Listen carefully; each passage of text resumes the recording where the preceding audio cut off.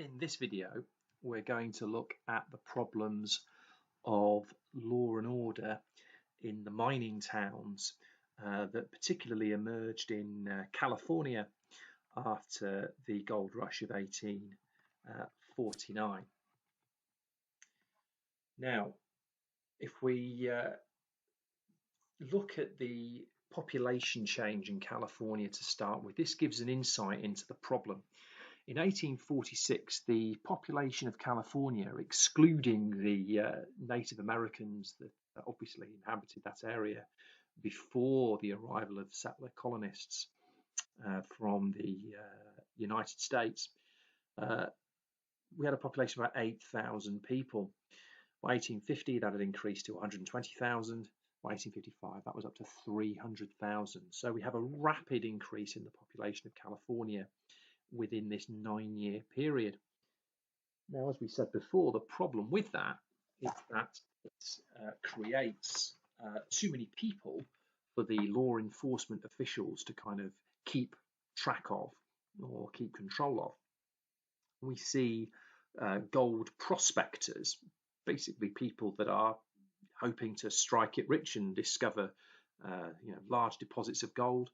They would gather in camps wherever gold was found, even in small quantities.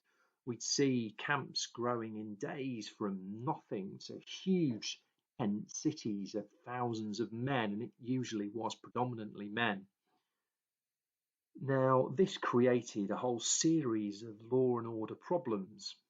For example, claim jumping was an issue where you might stake a claim to an area of land where you think there's going to be gold, but other people then come in and try to force you off the claim and take it for themselves.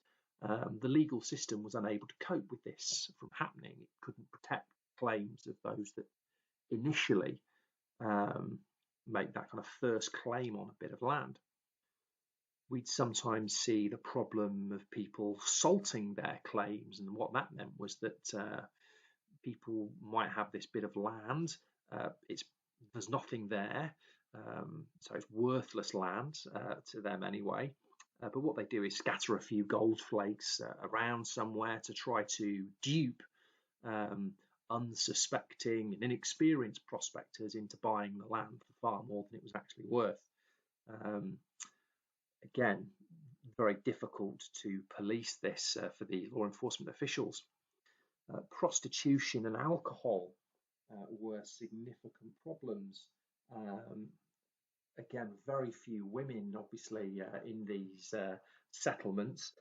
We see a lot of fights between men who have fallen in love with the same woman, often fueled by large quantities of alcohol, which could be obviously problematic.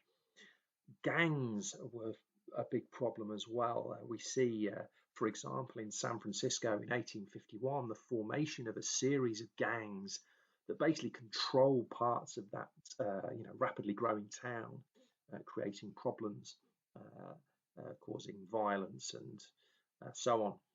And racism was a real issue as well. We have massive violence towards the California Native Americans, many thousands of whom are murdered as the settlers come in to colonize this land as part of the gold rush. We've also got groups arriving from Mexico in the south, and we've also got a large number of migrants from China to the east of California at the other end of the Pacific Ocean. There have been some significant political and economic problems in China, a large famine particularly, that have meant large numbers of Chinese people have come across to San Francisco and then tried to make money from the mining for gold. And when those groups did well, and the Chinese miners were often very well organized and hardworking, that would breed resentment from the white American population, and you get a lot of violence, theft, intimidation towards those Chinese groups that emerged. There's a bit more information here. You can pause the video and study this for yourself. I've also attached the PowerPoint as well. If you want to read a little bit more into those law and order problems, obviously you can use your revision guide as well. Now, what did people try to do about this?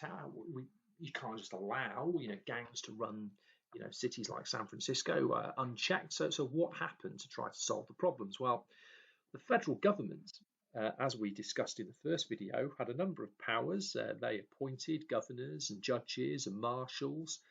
We'd sometimes see some of the bigger settlements have the power to elect their own sheriffs. Now, remember that California at this stage is still a territory. It doesn't have its own government yet. That'll come sort of in the middle of the 1850s.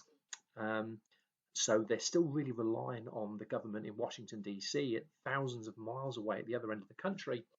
And this was often too distant from the Western territories, too distant from California.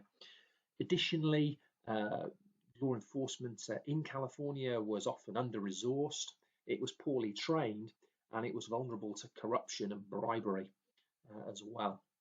So the problems with the federal government meant that the vigilance committees were established. Now, these basically are groups of private citizens, individuals forming essentially vigilante groups to police these communities. These are people taking the law into their own hands, and we see this in San Francisco during the crime wave of 1851 that I referenced earlier. Now, these vigilance committees could be quite effective. They could dispense quick, harsh justice. Lynchings were common of suspected criminals. But therein lies the problem. These were suspected criminals. There was often no due process of law. There was no fair trials. There was no sense of people being innocent until proven guilty. People believed that what was needed was violent, rapid justice. That was the only thing that the people in these areas could understand and that would keep them from breaking the law. So these vigilance committees often operated violently and unfairly. They often presented an opportunity for individuals to settle scores with people that they didn't like.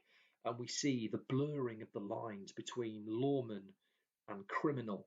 And that's another one of the recurring themes of this topic. Okay, in the third video, we're going to look at the continuation of law and order problems elsewhere in the West during and after the Civil War period.